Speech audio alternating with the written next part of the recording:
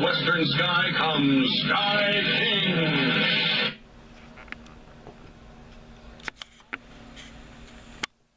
Hey fellas, Frankie Day here on YouTube. Okay boys, this is video number 6. This is the final reveal for my long past overdue Chex models 148 scale T-50 Cessna Bobcat or Songbird or AT-17 or JRC, and known as the Bamboo Bomber. Okay fellas, that introduction right there is an old 1950s TV show I used to watch when I was young. And Sky King with Kirby Grant, and he flew Paul Mance's. Actually, Paul Mance did all the flight work on the Cessna, on the Songbird. Also the 310 model he got too. And so this completes the build on this kit. This kit is very tricky to build, guys. For the novice, like I mentioned the other day on the last video, video 5, the kit more or less is geared to the intermediate and also the pro builder. A novice should have no problem building this, but this thing has got a lot of tricks to it, guys. A lot of photo etch fittings and stuff's got to be put to it. And the fit in this kit is not really the best. This does have little fit issues. Some parts fit real well, and some parts don't. So the parts that don't got to be made to fit. So on this Bamboo Bomber right here, she's all together in entirety in the brilliance of satin white, medium gray undersides with the beautiful red trim around the cowlings. And the Flying Crown Ranch has a Songbird Cessna. It was painted in. And incidentally, the Sky King series actually is on YouTube, guys. So if you guys like to go back in your younger years or find out what Sky King is all about, just go to YouTube and look for him. He's got a whole series, 2 seasons of them. So Sky King didn't last too long. He had about 2 seasons. By 1957 to 58, he was about I think he was about done. And so being done, the Cessna Bobcat's all done. Let's go take a look at it, and then I'll discuss what I got for an openers for Christmas present from my wife. I know I got more coming around the line, and so we're going to discuss more in the video. So we'll come over and take a look at this Cessna Bobcat, fellas. Okay, guys, we're going to zoom in a little bit here.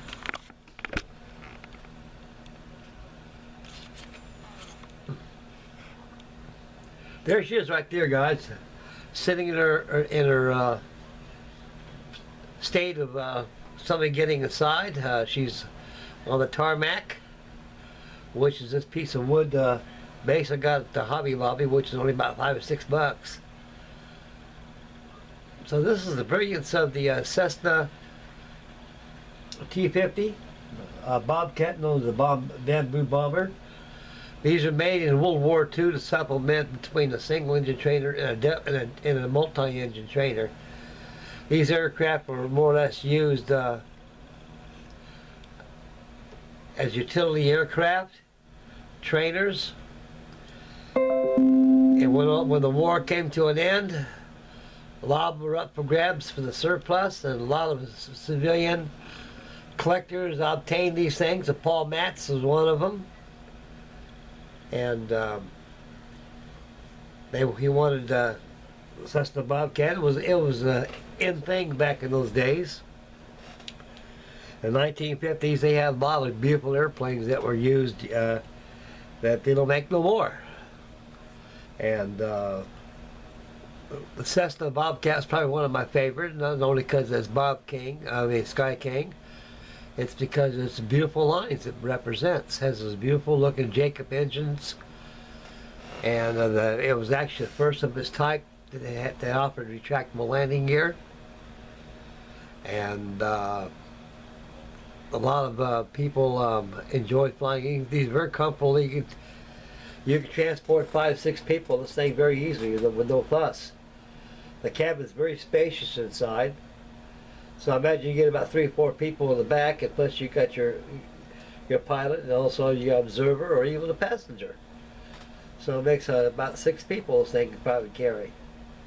As a utility aircraft, it probably more or less is used as a transporting documents, mail, or anything from point A to point B.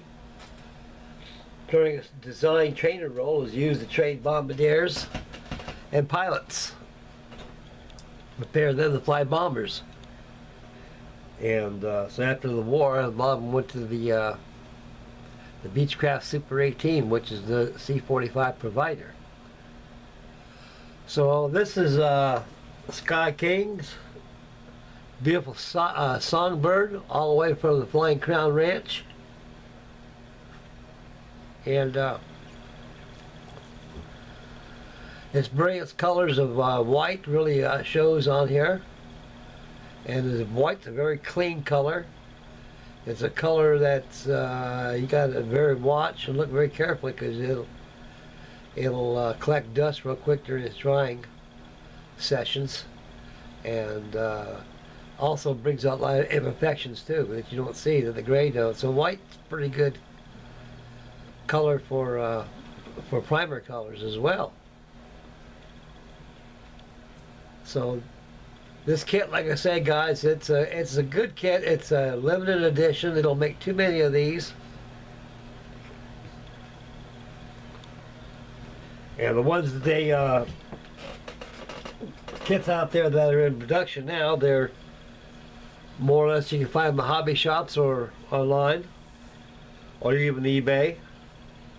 They only make so many of these, that's about it. And I think I bought the last example of this military variant, the AT-17, the bamboo bomber in the color of olive drab and neutral gray in the bottom.